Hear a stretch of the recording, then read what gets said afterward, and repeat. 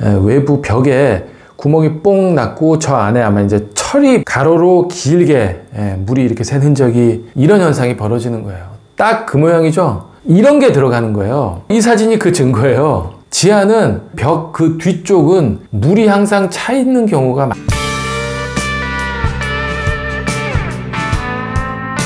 네, 오늘 메일은 이런 내용입니다.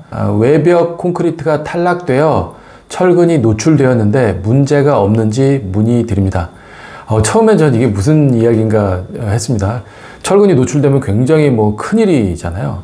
그래서 보내주신 사진을 같이 봤는데, 콘크리트가 탈락되어 노출된 철근입니다 라고 하면서 저렇게 외부 벽에 구멍이 뽕 났고 저 안에 아마 이제 철이 보이셨던 것 같아요. 그걸 철근이라고 이제 말씀하신 것 같고, 이게 이제 한두 군데가 아닙니다. 몇 군데 이렇게 철근이 노출되어 있습니다 라고 같이 보내주셨는데, 이렇게 화살표되어 있는 뻥뻥뻥 이렇게 세 군데 정도가 아마 관찰이 되셨던 것 같아요.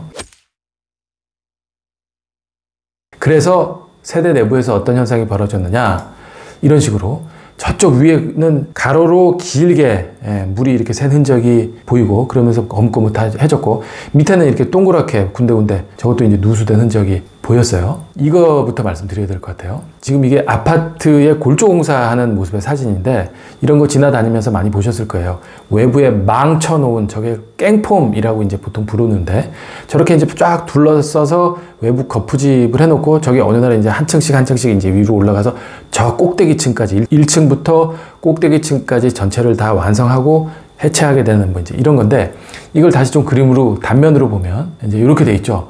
외부에 있는 걸 아까 깽폼이라고 그랬고, 내부에 있는 걸 알루미늄 폼의 약자라 그래서 현장에서 보통 이제 알폼이라 그래요.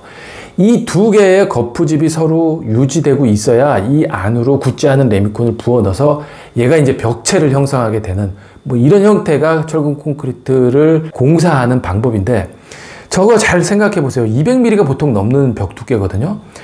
이 외부 거푸집과 내부의 거푸집이 레미콘을 부어 넣었음에도 불구하고 잘 형태를 유지하고 있으려면 이 사이사이에 얼마나 많은 긴결 철물이 잡아주고 있어서 꽉 고정이 되어져 있어야 하겠냐 이거죠. 튼튼해야 되니까. 이런 게 들어가는 거예요. 오른쪽에 저렇게 철사처럼 막 달려있는 저 부분이 외벽 거푸집, 깽폼 쪽에 붙어지는 부분이고, 왼쪽에 저렇게 넓은 판에 구멍 뽕 뚫린 부분이 저게 알폼, 내부 쪽에 이제 들어가는 부분인데, 아무튼 저게 수백 개가 한 층의 거푸집을 이룰 때 다 쫙 박혀져 있어서 힘을 받아주는 거예요. 이런 식으로요. 방금 말씀드렸던 고정철물, 그러니까 벽을 관통하는 고정철물을 끼워 넣는 작업을 지금 하고 있는 중인데, 저런 게 삥 둘러가면서 전부 다 들어가서 힘을 받아주게 되는 건데, 무슨 얘기냐? 수백 개의 구멍이 뽕뽕뽕뽕 뚫려져 있다는 얘기예요. 이걸 다 타설하고 거푸집을 타령하고 위로 올리고 난 다음에는 밑에서 저렇게 구멍을 다 메꾸는 작업을 해줘야 되는 거예요. 그래야 외부에서 빗물이 안 들어갈 테니까. 메꾸는 작업을 대충 하고 넘어가거나 그러면 아까 보셨던 것처럼 이런 현상이 벌어지는 거예요. 딱 그 모양이죠. 저걸 그냥 약간 좀 설렁설렁 대충 했거나 아니면 잊어버렸던 것 같아요. 그러니까 안에 그 볼트처럼 쇠가 이제 노출이 돼서 철근이 노출되었다라고 일반인은 그렇게 당연히 생각하실 수 있는 거죠. 저거 외부에서 밧줄 타고 방수 실란트로 메꿔야 돼요. 그래야 물이 안 들어가요.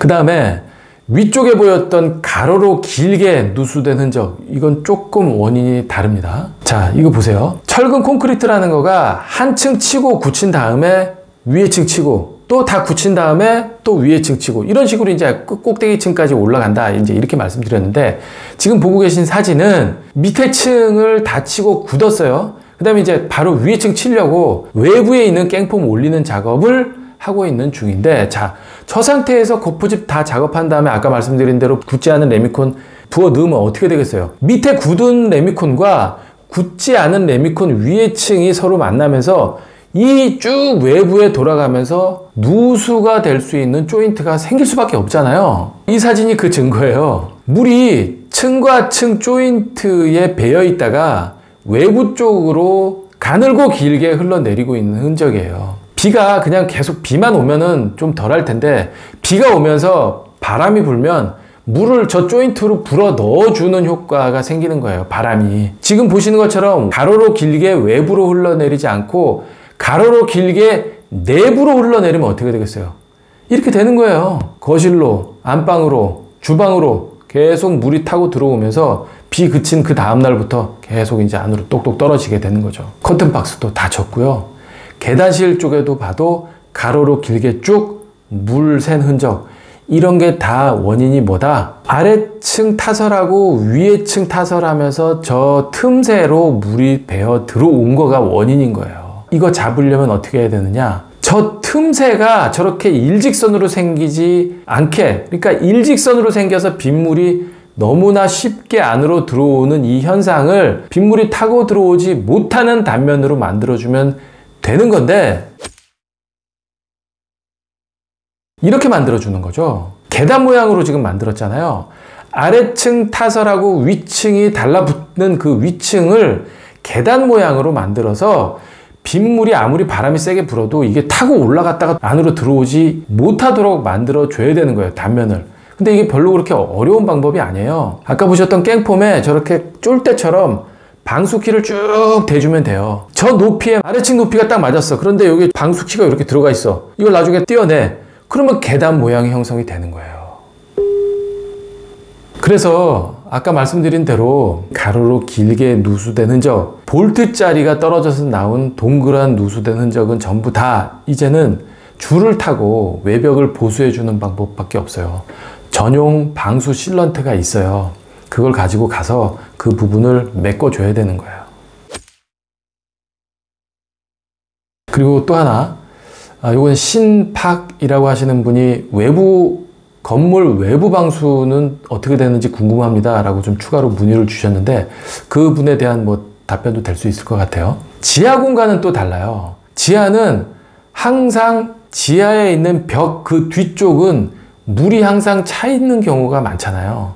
비가 오면 항상 그 흙이 젖어 있을 테니까. 그래서 조인트 부분을 특별히 더 관리를 해줘야 되는데, 특별히 더 어떻게? 지수판이라고 하는 두루마리처럼 잘 휘어질 수 있는 저런 연질의 판을 반은 아래층에 묻히고 반은 위에층에 묻히게 그렇게 만들어 줘야 돼요. 저렇게 이제 지수판을 이쁘게 잘 설치를 해놔 주면 층과 층 조인트로 지하수가 침투하는 일은 원천적으로 없게 되는 거죠.